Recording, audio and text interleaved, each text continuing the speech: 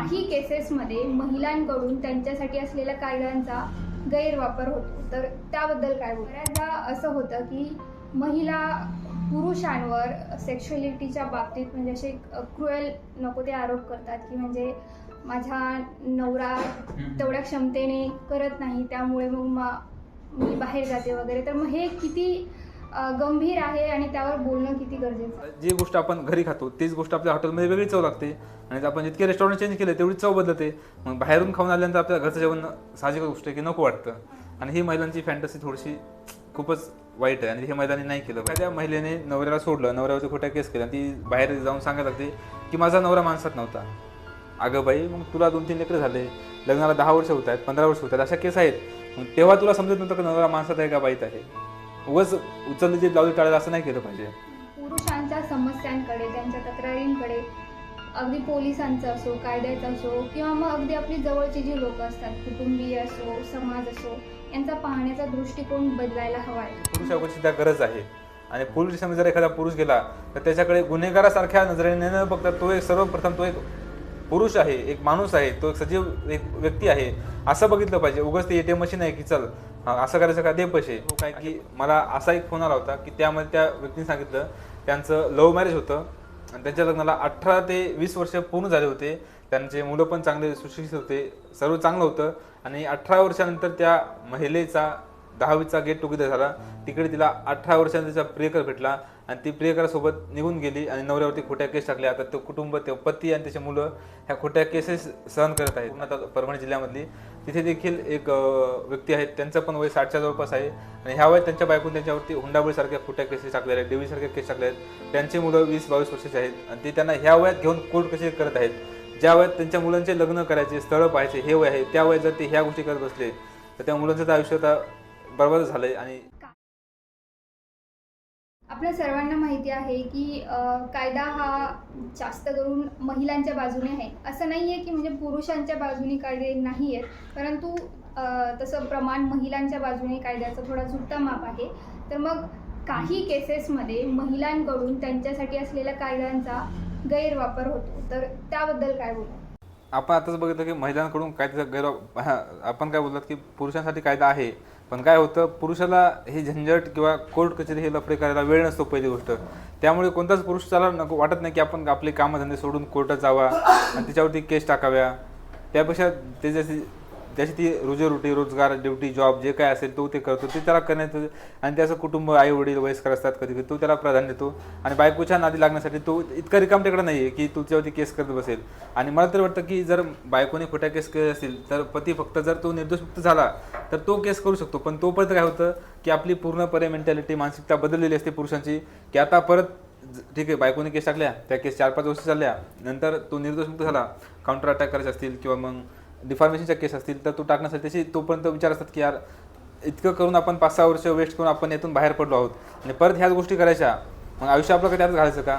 त्यामुळे सुद्धा काही काही पुरुष ह्या महिलांना सोडून देतात. त्यामुळे ह्या महिलांचं कायद्याचा गैरवापर करणं अजून वाढत जाते. तर बऱ्याचदा आपण पाहतो की पुरुषांवर त्यांच्या बायकोकडून किंवा घरातून त्यांच्यावर छळ होत असला तरी ते सहन करतात, त्याची तक्रार करत नाहीत. तर हे असं का? सेम बदनामी की आपण सांगायला जावं तर समाज हा अगोदर त्याच्यावरती बोट उचलेल की जर एखादा पुरुष गेला एखाद्या ठिकाणी आणि सांगितलं की माझ्यावरती माझी बायको त्रास देते किंवा माझी बायको माझ्यावरती छळ करते, तर पोलीस काय बोलतात माहिती आहे का? मी स्वतः अनुभवलं आहे की मी जेव्हा गेलो होतो फर्स्ट टाइम पोलीस स्टेशनमध्ये, पोलीस बोलतात तुझ्यात काय जर चूक असेल, बायको कसं काय असं करेल, तिला संसार करायचा नाही का? म्हणजे पहिले त्या पुरुषाकडे प्रश्नार्थक नजरेने पाहिलं जातं. जर तो पुरुष कुठे महिलाच्या म्हणजे बायकोच्या विरुद्ध तक्रार घेऊन गेला तर हा समाज त्याची खिल्ली उडवतो, मजाक उडवतो आणि आपल्याकडे काय की मर्द को कभी दर नाही होता. ह्याच एका गोष्टीमुळे आज बरेच पुरुष विनाकारण नाहक त्रास भोगत आहेत आणि पोलीस यंत्रणा पण आहे. पोलीस काय बोलतात ते तुमचं कौटुंबिक मॅटर आहे, तुम्ही घरच्या घरी मिटवा. इंटरेस्टिंग गोष्ट काय माहिती आहे, जर पुरुष पोलिसला गेला की हे तुमचं घरगुती मॅटर आहे आणि जर महिला पोलिसला गेली ती लगेच तो गुन्हेगार ठरतो, लगेच त्यावरती गुन्हे दाखल होतात. तर हे फार चुकीचं, हे नाही व्हायला पाहिजे. सर, मी पुढच्या प्रश्नाकडे वळण्याआधी आणखी एक मुद्दा जो मला वाटतं की हायलाईट करणं किंवा त्यावर बोलणं गरजेचं आहे. बऱ्याच केसेसमध्ये आपण पाहतो की महिला म्हणजे अलीकडे एक्स्ट्रा मॅरिटल अफेअर्सचं प्रमाण वाढलं आहे, त्यामध्ये अगदी पुरुषांचाही आणि महिलांचाही तितकाच सहभाग आहे असं आपण म्हणू शकतो.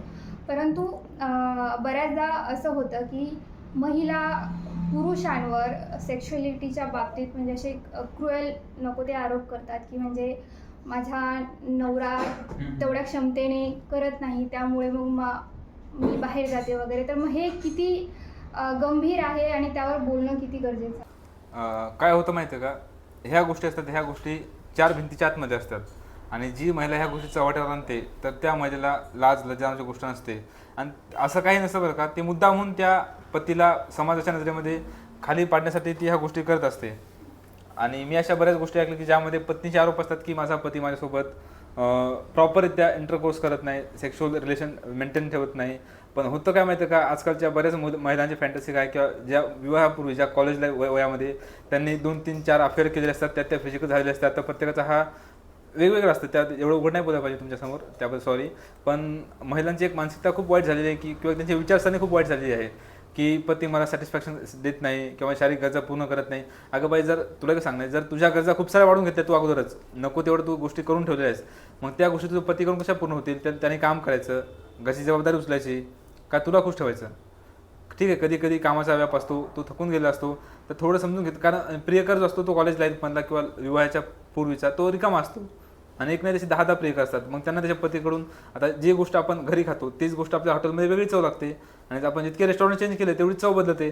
मग बाहेरून खाऊन आल्यानंतर आपल्या घरचं जेवण साहजिक गोष्ट आहे की नको वाटतं. आणि ही महिलांची फॅन्टसी थोडीशी खूपच वाईट आहे आणि हे महिलांनी नाही केलं पाहिजे. आणि आजकाल हे खूप कॉमन झालं की लग्नाच्या अगोदरच फिजिकल रिलेशन ठेवणं, त्यातून मग. आणि दुसरी गोष्ट काय होते माहिती आहे का, एखाद्या महिलेने नवऱ्याला सोडलं, नवऱ्यावरती खोट्या केस केल्या, ती बाहेर जाऊन सांगायला लागते की माझा नवरा माणसात नव्हता. अगं बाई, मग तुला 2-3 लेकरं झाले, लग्नाला 10 वर्ष होत आहेत, 15 वर्ष होत आहेत, अशा केस आहेत. मग तेव्हा तुला समजत नव्हतं की नवरा माणसात आहे का बाईत आहे? उगाच उचलली जे लावली टाळेल असं नाही केलं पाहिजे. तुम्ही खरोखर मेडिकल्स आणा, साबित करा, तरच तुम्ही बोला ना. विनाकारण त्याची बदनामी करण्यासाठी त्याला हे नका, त्याच्यावरती टॅग नका लावू की तो माणसात नाही आहे.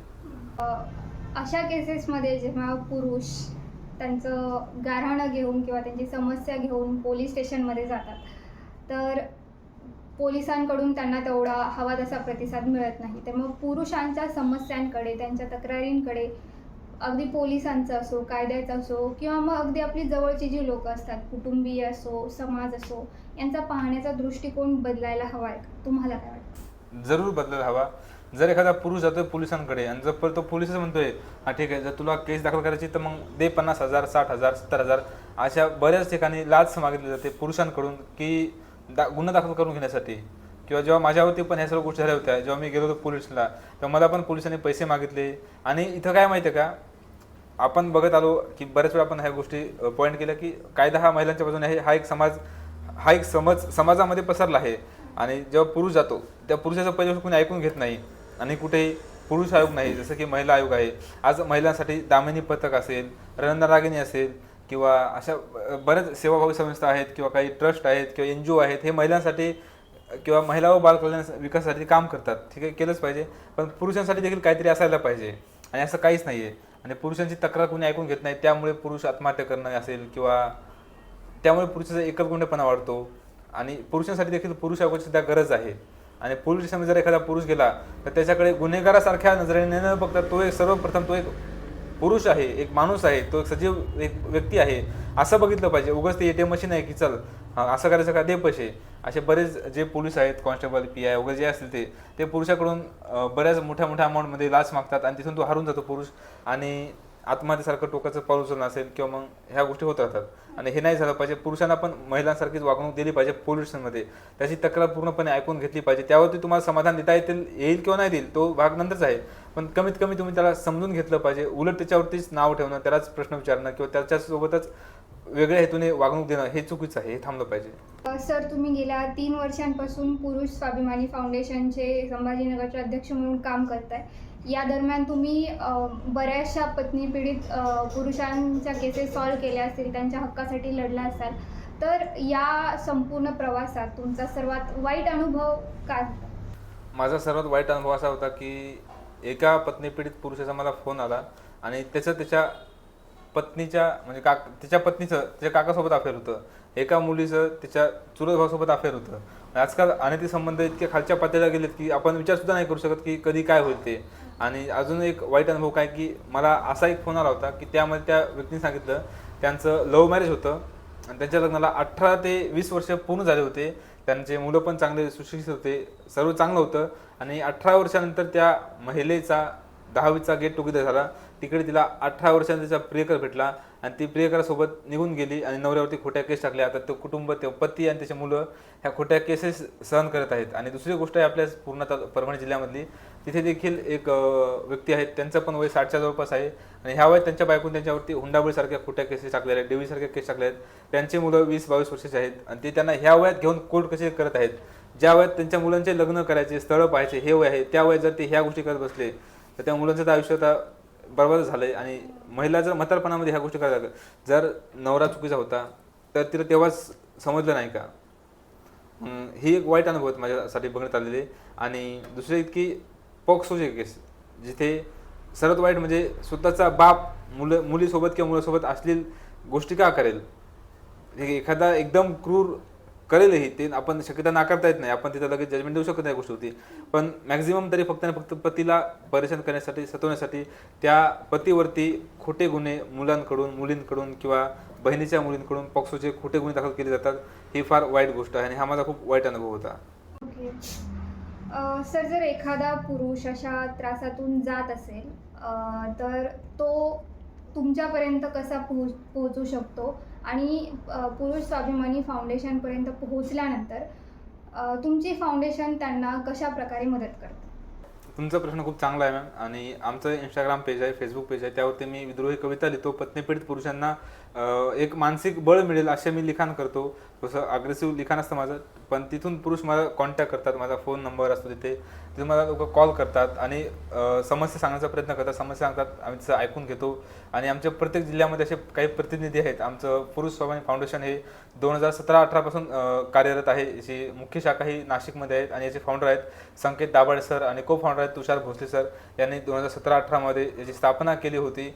आणि आमच्या फाउंडेशनचा हेतू हाच आहे की पुरुषांना योग्यरित्या मार्गदर्शन भेटलं पाहिजे. जेव्हा एखाद्या पत्नी पीडित पुरुषाचा आमच्याकडे फोन येतो तेव्हा मी अगोदर व्हेरीफाय करतो त्याच्यावरती कोणती केस आहे, तो कुठे राहतो, खरोखर विवाहित आहे का, खरोखर प्रताडित आहे का. कारण कधी कधी काय होतं की चुकीचे लोक पण आपल्या कॉन्टॅक्ट करून आपली माहिती बाहेर लीक करण्याचा प्रयत्न करतात. त्यामुळे आम्ही पूर्णपणे व्हेरीफाय करून त्याला आमच्या व्हॉट्सअप ग्रुपमध्ये ॲड करतो.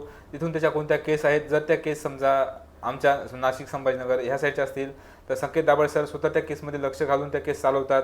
आणि दुसरी गोष्ट काय होतं की वकील लोक मॅनेज होतात आणि पैसे घेऊन समोरच्या पार्टीसोबत हात मिळवणी करून त्या पतीला अजून छळण्याचा प्रयत्न करतो. त्यासाठी हे आमचं फाउंडेशन काम करतं. किंवा जे पोलीस पत्नी पीडित पुरुषांकडून लाच घेतात त्यांच्याविरुद्ध देखील आमचं फाउंडेशन काम करतं. तसंच पुरुषांना मानसिक बळ देण्याचं काम करतं. आज आमच्या फाउंडेशनमध्ये जवळपास 3000च्या आसपास पत्नी पीडित पुरुष आहेत. आणि असं नाही की फक्त महाराष्ट्रच किंवा भारतच, आमच्याकडे भारताबाहेरील जसं की दुबई असेल, दुबई असेल, कुवेत असेल आणि परत वेस्ट इंडिज साईड किंवा आपलं महाराष्ट्राच्या बाहेरचे कर्नाटक असेल किंवा MP UP इकडच्या महाराष्ट्राच्या बाहेरून सुद्धा आणि भारताच्या बाहेरून सुद्धा आमच्याकडे पत्नी पीडित पुरुषांचे फोन येतात, कॉन्टॅक्ट येतात. आम्ही त्यांना ग्रुपमध्ये ॲड करतो, मानसिक आधार देतो, त्यांच्या केस कोणते आहेत, त्यांनी पुढं काय केलं पाहिजे, त्यांनी वकिलाच्या भरोशावर न राहता केसमध्ये स्वतः लक्ष दिलं पाहिजे, हे आम्ही त्यांना सांगण्याचं काम करतो. आम्ही दर 6 महिन्याला पत्नी पीडित पुरुषांचा मेळावा आयोजित करतो. तिकडे पत्रकार येतात. आम्ही आमच्या ज्या भूमिका आहेत किंवा आमचे जे प्रश्न आहेत, आमच्या समस्या आहेत त्या समाजासमोर मांडण्याचं काम करतो आम्ही. आणि तिथून आमचं एक फाउंडेशन जे आहे वर्षानुवर्ष ग्रोथ करत आहे. आणि ग्रोथ करणं म्हणण्यापेक्षा ही वाईटच गोष्ट आहे, कारण पत्नी पीडित पुरुष आमच्याकडे येत आहेत आणि ते एक पीडित लोक आहेत. आमचा हा अपेक्षा नाही की लोक वाढले पाहिजे किंवा आमचे मेंबर वाढले पाहिजे, उलट आम्ही म्हणतो हे मेंबर कमी झाले पाहिजे, कारण सर्वांचे प्रश्न सुटले पाहिजे, प्रश्न मार्गी लागले पाहिजे आणि येणाऱ्या काळामध्ये पुरुषांमध्ये खोट्या केस नाही व्हायला पाहिजे. आणि अशा प्रकारे आमचं पुरुष स्वाभिमानी फाउंडेशन हे काम करतं. आणि मी संभाजीनगरचं काम करतो. जर एखाद्याचा फोन आला तर त्याला प्रॉपर होईल तेवढं मी त्याला मानसिक बळ देण्याचं काम करतो की बाबा तू आत्महत्या करू नको, थोडंसं थांब, आम्हाला ते काम करू दे, तुझा एकदा प्रश्न काय समजू दे आम्हाला. अशा प्रकारे हे काम फाउंडेशन काम करतं. तर एकूणच अशा प्रकारे आपण पाहिलं की कशा प्रकारे पुरुषांचा छळ होतोय बायकांकडून किंवा त्यांच्या कुटुंबियांकडून पुरुषांना कशा प्रकारे मानसिक त्रास दिला जातो, याबरोबरच त्यांची आर्थिक पिळवणूक कशा प्रकारे केली जाते, याबरोबरच पुरुषांच्या समस्यांकडे, त्यांच्या तक्रारींकडे कुटुंबियांचा, नातेवाईकांचा, समाजाचा, अगदी पोलिसांचा, कायद्याचा, त्याच्याकडे बघण्याचा दृष्टिकोन बदलणं का गरजेचं आहे या विषयांवर कवी बालाजी सरांनी अतिशय उत्तम मार्गदर्शन केलेलं आहे. याबरोबरच एक गोष्ट मी अधोरेखित करून सांगू इच्छिते की आत्ता 21वे शतक सुरू आहे ज्यामध्ये स्त्रिया या पुरुषांच्या खांद्याला खांदा लावून प्रत्येक फील्डमध्ये काम करताना दिसत आहेत. तर मग अशा समाजामध्ये, अशा काळामध्ये फक्त महिलांच्या समस्या असू शकतात आणि पुरुषांच्या समस्यांकडे दुर्लक्ष करावं, ही मानसिकता ही तितकीच चुकीची आहे. त्यामुळे पुरुषांच्या समस्यांकडे लक्ष देणं, त्यांना यातून बाहेर काढणं किती गरजेचं आहे हे या व्हिडिओतून समजतं. याबरोबरच जे असे पुरुष आहेत ज्यांचा बायकोंकडून, त्यांच्या माहेरच्यांकडून छळ होतोय, थोडक्यात पत्नी पीडित पुरुष स्वाभिमानी फाउंडेशनपर्यंत कसे पोहोचू शकतात, तर त्यांचा संपर्क क्रमांक आम्ही स्क्रीनवर दिलेला आहे. याबरोबरच त्यांचे पुणे येथील शाखा असो, तिथले अध्यक्ष, त्यांचे उपाध्यक्ष आणि वेगवेगळ्या ब्रँचेसचे त्यांच्या अध्यक्षांचे नाव व त्यांचे मोबाईल नंबर आम्ही डिस्क्रिप्शनमध्ये देत आहोत. त्यामुळे नक्की त्यांच्याशी संपर्क साधा, मनात गोष्टी दाबून ठेवू नका.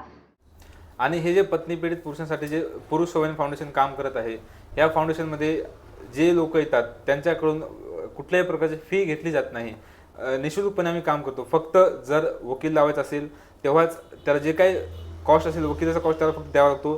पण आपण बघितलं असेल की जर आपण यूट्यूबवरती असेल किंवा इंस्टाग्रामवरती असेल, बरेच वकील लोक स्वतःचे प्रमोशनसाठी व्हिडिओ करतात की आप भी अगर पत्नी से परेशान तो अभी हमें संपर्क करे, कॉल करे. त्याच्या खाली नंबर असतो आणि आपण त्यांना कॉल केला, त्यांचा असिस्टंट कॉल उचलतो आणि त्यांचा पेड कॉल असतो, 300 रुपये, 500 रुपये, 1000 रुपये असा, आणि त्यात पण पूर्णपणे समाधान मिळत नाही. तर ह्याच गोष्टीला आळा घालण्यासाठी पुरुष स्वाभिमानी फाउंडेशन मैदानामध्ये उतरलं आहे, जिथे पत्नी पीडित पुरुषांना मोफतमध्ये सल्ला दिला जातो. जर काही कायदेशीर काम असेल तरच तिथं फक्त त्यांच्याकडून जो काही रिजनेबल कॉस्ट आहे तो घेतला जातो. आणि दुसरी गोष्ट, हायकोर्टमध्ये त्यांना सरकारी वकील कसा लावायचा याचं देखील आम्ही त्यांना मार्गदर्शन करत असतो. या विषयावर तुमचं मत काय आहे ते आम्हाला कमेंट करून नक्की सांगा. व्हिडिओ आवडला असेल तर लाईक करा, शेअर करा आणि पाहत राहा फिलिंग्स मनात ठेवा. धन्यवाद.